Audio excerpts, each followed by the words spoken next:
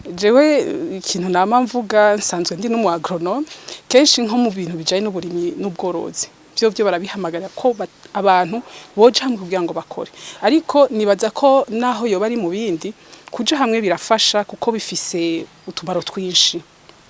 Ndashaka kuvuga tumwe muri two hariho nk'ikintu kijanye no gusabikanya gusangira ubumenyi, kuko umuntu ntiyamamenya vyose.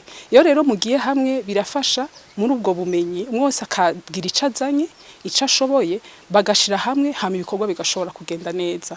Hari n'ikindi kijanye n'inguvu birasaba, hari ibikorwa biba bisaba inguvu.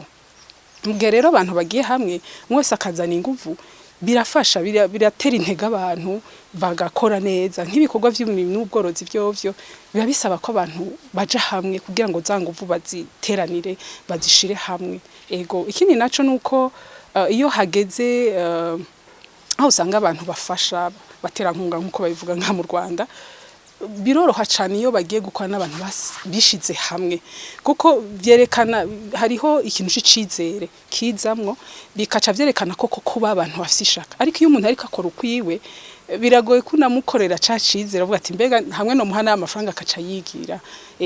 Rero biroroha cyane iyo abantu bari hamwe kurushaho umuntu abari ukwiwe. Hama ikindi naco je nama mbona kiryoshe, abantu hariho ikintu c'ubucuti kivuka muri bo hagati yabo.